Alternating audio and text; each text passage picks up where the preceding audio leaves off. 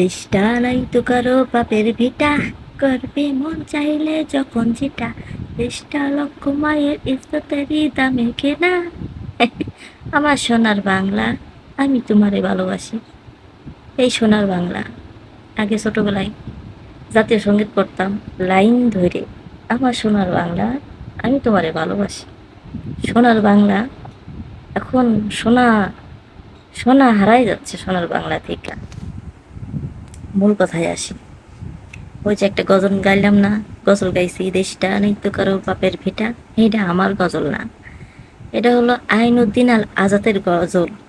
ঠিক আছে, এই আইনুদ্দিন আল আজাদ এমন এমন গজল গাইতো, এমন এমন কথা কইতো, মানুষের কলজায় যায় লাগতো। তো এই আইনুদ্দিন আল আজাদ আজ দুনিয়াতে নাই, অনেক বছর হয়ে গেছে। যাই হোক, মূল কথায় যাই, আমাদের যে স্বপ্ন আপা, যশোরের যে স্বপ্ন আপা, সে তো বিভিন্ন জেলায় ঘুরে বেড়ায়। তো এখন যে ডাচ বাংলা ব্যাংকে মানে কিছুদিন ধরে দেখতেছি যে ব্যাংকে সমস্যা হচ্ছে।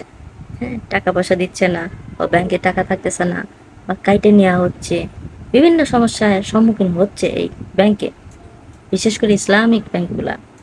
ইসলামিক ব্যাংক মানে মুসলমানের একটা আবেগ। এই ব্যাংকগুলা মুসলমানের আবেগে মুইত্যা দিচ্ছে।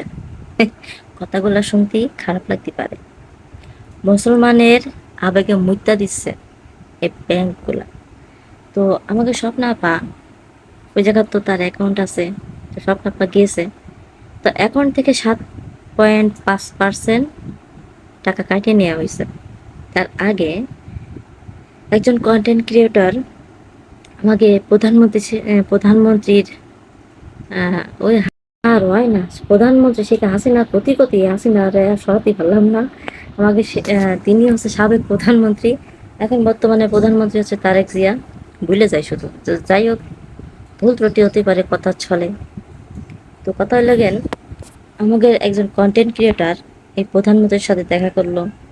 তা সে কন্টেন্ট ক্রিয়েটরদের সাথে, মানে কন্টেন্ট যারা তৈরি করে, যারা এই লাইনে আছে, তাকে নিয়ে কিছু কথাবার্তা কইছে, যে সে অনুরোধ করছে যেন তাদের টাকা যেন কাটা না হয়, বা এরকম একটা যাই হোক কথা বলছে। কিন্তু সে এই সমাধানটা করে দিছে, সমস্যার সমাধান করে দিছে। এই যে ইসলামিক ব্যাংক কিন্তু টাকা কেটে নিছে। হ্যাঁ, তাইলে আমাকে স্বপ্ন আপা কইছে যে প্রধানমন্ত্রী যে বিলটা মানে যেটা পাশ করাই দিছে, এই টাকা কাটা হবে না। তাহলে তো সরকারের বিরুদ্ধে চেয়ে তাকে বৃদ্ধাঙ্গুল দেখানো হয়েছে। তো স্বপ্ন আপা গিয়েছে, যাওয়ার পরে তাদের সাথে কথাবার্তা বলছে যে এই টাকাটা কেন কাটা হয়েছে, সেই কাগজপত্র দেখান, কত সালে আইন পাশ হয়েছে বা কত সালে কি হয়েছে, আমাদের সরকার তো এগুলা বলিছে, দেখাইছে, ভালোভাবে দেখাইছে। যখন সে চলে আসলো, ওইখান থেকে কথাবার্তা করার পরে চলে আইছে, ভিডিও কিন্তু ছাড়িছে। তো এই ভিডিওগুলা কিন্তু সবাই দেখিছে, ভাবতেছে যে এইবার তো আর রক্ষা নাই। টাকাটা ফেরত দিছে 7 তারিখে। এইবার সে স্বপ্ন আপা আবার গেছে, যাওয়ার পরে কইতেছে যে আপনি যে আমার টাকাটা ফেরত দিছেন, এই 2 তারিখে গেছে স্বপ্না, 7 তারিখে টাকা ফেরত দিছে। সে গেছে ব্যাংকে, যাওয়ার পরে বলতেছে এই কয়েকদিনে আবার সে আইন হয়ে গেল কিভাবে। যাই হোক, আপনারা কম বেশি সবাই এই ভিডিওগুলো, যখন স্বপ্না স্বপ্না আপু কথাবার্তা বলতে গেছে যে আমার এই কাগজ দেখান, বা এই আইনটা কিভাবে আবার হলো, শুরু হলো বা পাশ হলো, আমার এইগুলো দেখান, প্রথম যেমন দেখাচ্ছেন সেরকম দেখাইতে হবে। সে রাইগে মাইগে বেগুনের মতো বেগুন যেমন তেলের মধ্যে দিলে সসরে ওঠে, সেই রকম সসরে, মানে এক কথায় মারতে যাচ্ছে। হ্যাঁ, মানে আমার টাকা আমি ব্যাংকে রাখবো, তোমাকে আমানতে রাখবো, আমার টাকা তুমি মাইরে দিবা, শুনতে জানি মাইর খাই আসতে। হ্যাঁ, এ তো সোনার বাংলাদেশ। ঠিক আছে, জোরদার মূলক তার কথা কথে যাবাও, মাইর খেয়ে চলে আসবে, এই হয়েছে দেশে। তো এখন মূল কথা হচ্ছে কেন, আমরা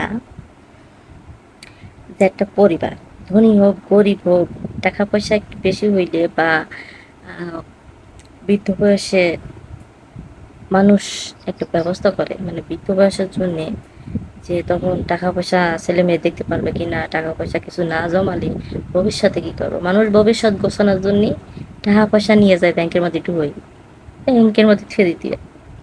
আর সেই টাকাগুলা যদি ওই শয়তান বস্তারা লুটপাট করে খায়, এই দুঃখটা কারে দেখাবো, মনের দুঃখ গো আমার উদাসীরা, ওই স্মৃতি যাবো কেন এগুলো লাগিয়া। তো কথা হচ্ছে কেনে না, কথা হচ্ছে জ্ঞান, যারা যারা ব্যাংকে টাকা পয়সা রাখছেন একটু খোঁজখবর নেবেন মাঝে মধ্যে, টাকা কাটতেছে কি না সেগুলো খোঁজখবর নেবেন। যদি না পারেন তাহলে লোকজন সাইটে বেটে নিয়েছে চলে যাওয়া, বাঁশ নাটি ঠেঙ্গা নিয়ে ব্যাংকের মধ্যে ঢুকবা, ঢুকে কবা কি কবে কি ওই স্বপ্নের দেশে হোক, স্বপ্নে যা চাই আছে তোমরা তাই আবা, এই ঠেঙ্গা নিয়ে ডুবে পড়বা, যদি দেখো কি তাই বেরিয়ে যাচ্ছে ভাইঙ্গে চলে নিয়ে চলে আসবা, ভাইঙ্গে দিয়ে দিবে।